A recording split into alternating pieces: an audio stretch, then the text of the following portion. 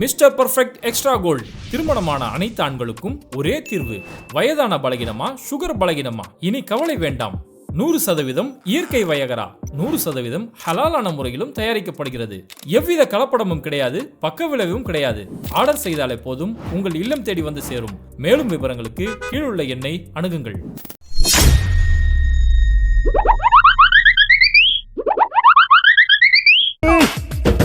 வாங்கண்ணா, வணக்கங்கண்ணா.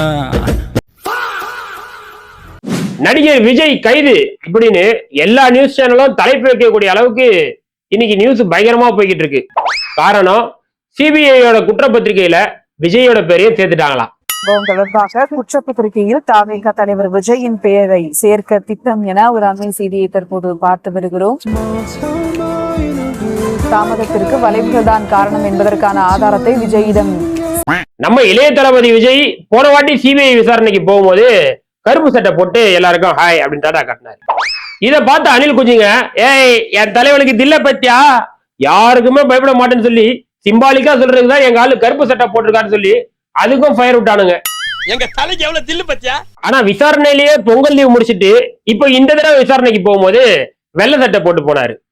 கருப்பு சட்டை போட்டு போனா அதுக்கு பேர் எதிர்ப்புனா, இப்ப வெள்ளை சட்டை போட்டு போறாரு. இதுக்கு என்ன அர்த்தம்?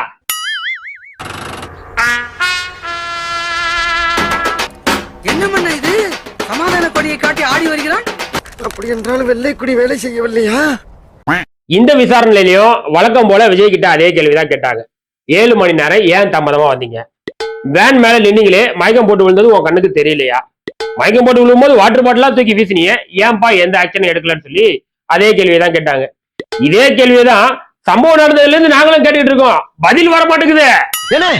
என்னன்னு ஒரு சின்ன பையன் வந்து உங்களை தடியாங்கிறான், ஒத்துக்கிட்டு வர்றாங்கிறான், பேத்தனமா பேசாம இருக்கீங்க. ஆனா இந்த தடவை புதுசா ஒரு பதில் ஒண்ணு யோசிச்சுட்டு வந்திருக்காரு. சாலைகள்ல வளைவுகள் அதிகமா இருந்ததுனால 7 மணி நேரம் தாமதமா. சூப்பர். ஆனா இது புதுசா இருக்குண்ணே, புதுசா இருக்கு. அதுக்கப்புறம் இந்த வழக்கோட முதல் கட்ட குற்றப்பத்திரிகை பிப்ரவரி 2வது வாரத்துல தாக்கல் செய்யறாங்களாம். அதுல விஜயோட பெயரும் சேர்க்கப்பட்டிருக்குதான். என்னையவே சொல்றாங்க, நான் ஏதோ அண்ணா பாத்தியாடா, என்னையவே வந்து எல்லாரும் கார்னர் பண்றாங்க. அழுகிறேன்டா. இந்த விஜய் எங்க தோத்தாரு தெரியுமா? நம்மள நம்பி வந்து நம்ம கண்ணு முன்னாடி 41 பேர் சாகும் போது அவங்கள திரும்பி பார்க்காம ஓடி போயிட்டு 3 நாள் தலைமறைவாயி, அந்த 3 நாள்ல திமுக எல்லாரையும் ஹாஸ்பிட்டல்ல போய் அட்மிட் பண்ணி ஹாஸ்பிட்டல் பில்லையும் கட்டி முடிச்சாங்க. அந்த திமுகவை பார்த்துட்டு, என்ன சிஎம் சார் பழி வாங்குறீங்களா அப்படின்னு வீடியோ போட்ட பத்தியா, அங்கதான் நீ தோத்து போன. இப்ப பாரு, பேசவே மாட்டேன்னு வீம்பா இருந்த உன்னையும் சிபிஐ பேச வச்சுட்டாங்க. அடி கொஞ்சம் ஓவரோ. நானும் பார்த்துட்டு இருக்க காசு கொடுக்குறேன். 10 நிமிஷத்துல இவன் பேசணும், என்ன வேணாலும் பண்ணு. கொன்று குடிச்சிருந்தா பேச மாட்டாங்க குளுத்தி. என்ன சிஎம் சார் பழி வாங்குறீங்களா? Stalin uncle, what uncle, it's wrong uncle சொல்லி ஆணவத்துல ஆனீங்களே, இப்ப பாத்தீங்களா உடஞ்சி போய் உட்காந்துருக்கீங்க. இதுக்குதான் இளைய தளபதி விஜய் சொல்லி இருக்கிறாரு, கோலி ஆடலாம், பம்பரம் ஆடலாம், கதகளி கூட ஆடலாம், ஆணவத்துல மட்டும் ஆடவே கூடாதுன்னு சொல்லி நம்ம இளைய தளபதி விஜய் சொல்லி இருக்கிறாரு. தான் அங்கிள் அங்கிள்னு கத்துறீங்களே, இப்ப விஜய் அங்கிள் உடஞ்சி போய் உட்காந்துருக்கிறாரு. அங்கிள், சிபிஐ வந்தது உங்களுக்கு செக்யூரிட்டி கொடுக்கல, உங்களை அரெஸ்ட் பண்ண. புரியல? கைது கைது கைது. நான் இல்ல, இந்த ஆள் தான். இதுக்கு நடுவுல நடிகர் ஜீவா, உங்களுக்கு ஜனநாயகன் ஜெயிக்குமா பராசக்தி ஜெயிக்குமான்னு சொல்லி எல்லாரும் எதிர்பார்த்துட்டு இருந்தாங்க. அப்புறம் ஜனநாயகன் தள்ளி போனோடனே ஆளாளுக்கு இஷ்டத்துக்கு படத்தை விட்டாங்க. அதுல நம்ம மோகன்ஜி அவரும் திரௌபதி தூன்னு சொல்லிட்டு ஒரு மத வெறுப்பு கொண்ட, இஸ்லாமிய வெறுப்பு கொண்ட ஒரு படத்தை எடுத்துட்டு வந்தாரு. தியேட்டர் ஓடலாம், இதெல்லாம் வியாபாரம் ஆகாது அப்படின்னு சொல்லி துரத்தி விட்டாங்க. இந்த திரௌபதி 2 பத்தி அந்த படம் ரிலீஸ் ஆகும்போது அவரை தனியா வச்சு செய்வோம். இப்போ ஜீவா மேட்டருக்கு வருவோம். இந்த படம் ஜெயிக்குமா அந்த படம் ஜெயிக்குமான்னு சொல்லி நினைச்சிட்டு இருந்தா, சம்பந்தமே இல்லாம இந்த ஜீவா படம் தலைவர் தம்பி தலைமையில்னு ஒரு படம் வந்து அந்த படம் பொங்கலுக்கு ஹிட் ஆயிருச்சு, எல்லாரும் நல்லா இருக்குதுன்னு சொல்றாங்க. அந்த படத்துல நடிகர் ஜீவா வந்து படம் முடிஞ்சதுக்கு அப்புறம் சம்பந்தமே இல்லாம ஒரு டைலாக் ஒன்று வச்சிருக்காரு. அந்த டைலாக நீங்களே பாருங்க. படிச்சு படிச்சு சொன்னேனேடா, கண்டிஷன்ஸ ஃபாலோ பண்ணுங்கடான்னு கேட்டீங்களா?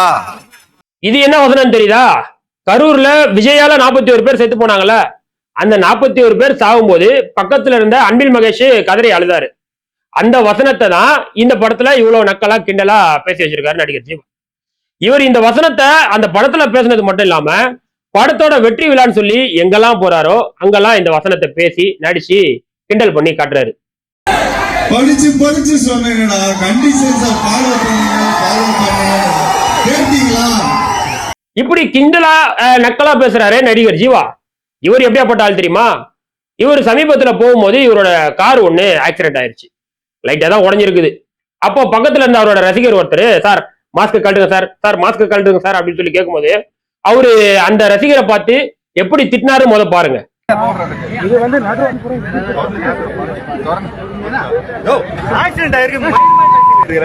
இந்த தம்மா துண்டு கார் ஆக்சிடென்ட் ஆனதுக்கே இவ்வளவு டென்ஷன் ஆகுற நீ, அதுவும் அதுல யாருக்குமே எதுவுமே ஆகல, கார் ஒரு ஓரத்துல உடஞ்சிச்சு, அதுக்கே யோ மயிறு மாதிரி பேசுற, ஆக்சிடென்ட் ஆகிக்குது அப்படின்னு சொல்லி கோவப்படுற. ஆனா இங்க கரூர்ல 41 பேர் செத்துருக்காங்க. அதுல சின்ன சின்ன குழந்தைகள் விஜயை பார்க்க போய் விஜய் அங்க லேட்டா வந்ததுனால கூட்டத்துல சிக்கி கண்ணு வெளியே வந்து குடல் வெளியே வந்து அங்க கதறி செத்து துடிக்கிறாங்க. அதை பார்த்து நீ நக்கலா கிண்டல் பண்றாள் நீ. ஒரு 3-10 ரூபா கார் உடஞ்சதுக்கே நம்ம கதறி அழுந்தோமே, இங்க இத்தனை பேர் உயிரை விட்டுருக்காங்களே, அவங்களுக்கு எப்படி வலிக்கும் அப்படிலாம் நீ யோசிச்சிருக்கணும். ஆனா யோசிக்க மாட்டேன். காரணம் என்னன்னா, நடிகர் ஜீவாவும் ஒரு அனில் குஞ்சி விஜய் ரசிகர் தற்குறி. தொலைவு வரைக்கும் பாக்குறோம், எதிரியே இல்லைன்னு இருக்கு. நான் ஒருத்தி இருக்கிறதே மறந்துடுது. ஜீவா தான் தற்குறி இப்படி பேசுறாருன்னு பார்த்தா விஜயோட தற்குறி ஒண்ணு எக்ஸலத்துல ஒரு பதிவு ஒண்ணு போடுது. அதுல அது என்ன சொல்லுதுன்னா, படத்துல இந்த வசனம் வரும்போது விசில் சத்தம் வினை முட்டுதான். மோத்தா உன்னை பெத்தாலா இல்ல யானை கக்குச்சாடா, நான் கேட்க மாட்டேனாங்க. இவனுங்க பைத்தியம்னு எதை வச்சு தெரியுமா சொல்றேன்? ஒரு சீரியல் நடிகை, அந்த நடிகை வந்து சிவகார்த்திகேயனோட பராசக்தி படத்துல ஒரு சைடு கேரக்டர்ல தான் நடிச்சிருக்காங்க. இப்ப அந்த நடிகை இன்ஸ்டாகிராம்ல ஏதாவது போட்டோ போட்டாலோ வீடியோ போட்டாலோ கமெண்ட்ல ஃபுல்லா நம்ம தற்கொலைகள் இறங்கிருதுங்க. இறங்கி அந்த படத்துல மட்டும் நீ சிவகார்த்திகேயனை காப்பாத்துறதுனால தான் அவன் குலைச்சான், நீ காப்பாத்தா போட்டிருந்தா அவன் செத்துருப்பான்னு சொல்லி நிஜமாலே அந்த நடிகையை போட்டு கமெண்ட்ல அசிங்கமா திட்டானுங்களா. அது அந்த நடிகையே சொல்றாங்க பாருங்க. ஒரே ஒரு ரிக்வெஸ்ட் பண்றேன், என் மேல எதுக்கும் நீங்க கோச்சிக்கிறீங்க. நான் என்ன பண்ணிருக்கேன்? என்னோட பிடிஎஸ் போட்டோ போஸ்ட் பண்ணும்போது அதுக்கு கீழே கூட வந்து என்ன சொல்லிட்டு இருக்காங்க, நான் என்ன பண்ணி. இப்போ இந்த பைத்தியக்கார தற்கொலைங்க கூட நம்ம தாய் கிழமையும் சேர்ந்துருச்சு. அதான் நடிகை சங்கி கஸ்தூரி, அதுவும் இந்த ஜீவா இந்த விஷயத்துல ஒரு பிரச்சனையா போயிட்டு இருக்கனால அவங்களும் விஜய்க்கு சப்போர்ட் பண்ணி அந்த கன்றாவி குரலை வச்சு அதுவும் அதே வசனத்தை பேசி காட்டுது. படிச்சு சொன்னேனேடா, கண்டிஷனை ஃபாலோ பண்ணுங்க அப்படி நாம இதெல்லாம் சொன்னா அப்புறம் இதுக்கெல்லாம் நம்ம ரிப்ளை கொடுக்க தேவையில்ல. அந்த கன்றாவி குரலை கேட்டோன்னே கரண்டே கடுப்பாயிருச்சு போல, கரண்ட் கட் ஆயிருச்சு அந்த இடத்துல. நாம இதெல்லாம் சொன்னா அப்புறம் இவங்க காம்பினேஷன்லாம் கொஞ்சம் பாருங்களேன். சங்கி கஸ்தூரி, ஆர்பி சௌத்ரி புள்ள சங்கி ஜீவா. இப்போ விஜயை பத்தி உள்ள என்ன நடக்குதுன்னு வெளியே வந்து சொல்றவரு தாவேகாவுடைய துணை பொதுச் செயலாளர் சங்கி சிடிஆர் நிர்மல்குமார். இவங்க எல்லாம் ஆதரிக்கிற கட்சி தாவேகா. அப்போ விஜய் யாரு? தெரிஞ்சிக்க புரிஞ்சிக்க, கரெக்டா இருந்தா புரட்டா வரட்டா. இவங்க எல்லாரும் இப்படி பண்றதுனாலதான் சிபிஐ இப்ப அவங்களோட குற்றப்பத்திரிகையில விஜயோட பேரும் சேர்த்துட்டாங்க. இதனாலதான் நியூஸ் 18 வந்து அவங்களோட நியூஸ்ல விஜய் கைது அப்படின்னு போட்டிருப்பாங்க போல. ஆனா இதையும் நம்ம RSSல இருந்து இப்ப தாவேகால இருக்கக்கூடிய சிடிஆர் நிர்மல்குமார் இதையுமே திமுக பக்கம் திருப்புற வேலையை பாக்குறாரு. பல திமுக சார்பு ஊடகங்கள் ஏதோ கிளி ஜோசியத்துல கேட்டுட்டு போடுவாங்க, அவங்க மனசுல தோன்றதெல்லாம் போடுவாங்க. சொல்ல முடியுமா? நான் சொல்றேன் எந்தெந்த ஊடகங்கள். சன் டிவியும் தினகரனும். சன் டிவி கைதுன்னு போடவே இல்ல, கலைஞர் செய்திகளும் முடிச்சுக்கிறேன். இதையெல்லாம் கண்டிப்பாக தவிர்க்க வேண்டும் என்று நாங்கள் வருங்காலம் கேட்டுக்கொள்கிறோம். அடுத்ததாக